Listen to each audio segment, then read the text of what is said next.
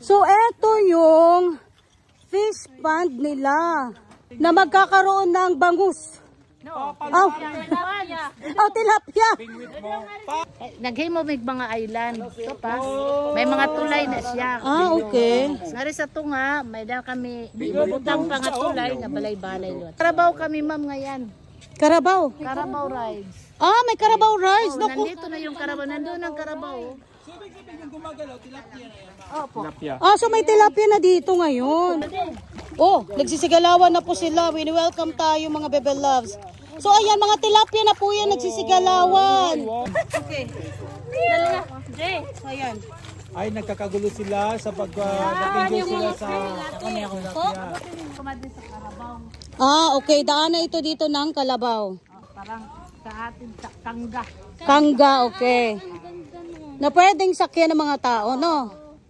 Ayan. Gumawa na kami, kaya lang mabigat, medyo mabigat. Ang alin po? Yung ginawang ano nila. Yung Kangga? Kangga. Oo.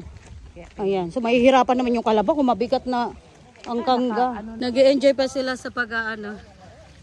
So, tilapia lang ang dyan. Tilapia pa lang. Tilapia pa lang. So, soon. Nagsiserve namin sa restaurant. Okay. Nice. Himanto naman dito mga balay-balay. Dida ang sugbahan. Okay. May balay itong dida. So, while namimingwit sila, may sugbaan dito, pwede nilang lutuin. Diba? Lahat na nandito talaga. Bilib ako, nakaka-amaze lang. Day, pwede nga yung sira din magsugba. Kung mahuman sira mamingwit ng isda, ng tilapia, pwede nilang ihawin doon kasi maglalagay sila doon ng ihaw-ihaw. Kung mo sa fishing, may puto, balanghoy, tinuon nga balanghoy, saging. Oh my God, parang nag-picnic, Tapos may tulay peningat sa butnga. Dito ka mambingwit. Okay. So lalagyan pa ng tulay dyan, papunta doon sa gitna, para maabot nila doon yung banda doon, makapangwit sila. Parang subahan ba? Bahay Kubo. Bahay Kubo, oo. Muna na dito ang event center, hotel. Kumatay kaninong konsepto yan, yung ganito? Sa anak mo? Alam mo kasi yung mga bata, ang gagaling na mag-isip, ang tataba ng mga utak. Wala ito madam pa, may misan siya water pump. May water pump din. Aw din pag kini na kinanglan. Ato nga dito nga mong ginhimo, may mga water pump. Medyo gutayla, diri masyado aluan. Kumadre, may tanong ako, mga ilang na yung napuhunan mo? Na-invest? Hindi. Malaki na, no? Para kang tama ba tong ginawa ko? O?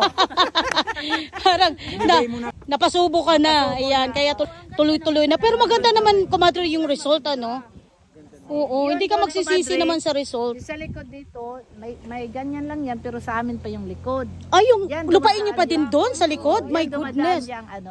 Oo nga, kasi ang laki ng napakalapad ng lupain nila. 60 hectares. 16. Ikaw bingi ka din, Umuulan na. Umuulan na. Balik na tayo. Oo. So pagbalik niya dito, may mga lights na to. Sige, Ayan, babalikan din namin niya. Lalo na pag December. Oo. Oo nga. Open pa din kami. Open po. Welcome na, welcome. Siyempre magbabayad ka na, uy. Okay, mag-entrance fee ka na, Diyos ko. Ano yan, Habang buhay, libre? Iba-vlog ko naman. Lagi nang sinasahod mo. Hindi habang buhay, libre. Kailan magbayad ka rin. Ang laki ng gastos dito ni Kumadre, tapos ililibre ka lang ng entrance. Itong pa, nakita miss natin. Sana? Ano na ang? Oh my God! Nandiyan na daw yung ulan. Ayan, makulimlim na po mga Bebe Loves, no? Kailangan na namin bumalik doon, baka maabutan kami ng ulan. So dito, ano yung plano mo dito? Event center at saka yung mga hotel. Yun ang sinasabi niya. Event center and hotels. Ayan. Lilipat yung export center. Oh my God, nandyan na yung ulan. Oval? Golf, area. Mini lang. Tapos may basketballan. May sports talaga. Ay, nako. Super nakaka-amaze. Alam mo, isa lang masasabi ko. Sana all. Tapos kumadre dyan ka sa jacuzzi. Tag-isa tayo doon ako. Oo, kumadre. Diyos ko. Powder room. So madaming pulbos dyan. Charot. Pulmos na naiwan mo. Ayan guys, ayan umuulan na po. Kailangan na namin hindi ko na malayan. Ang layo na pala yung nilakad natin. Ginanalo ka? Halhalizem. Halalizem.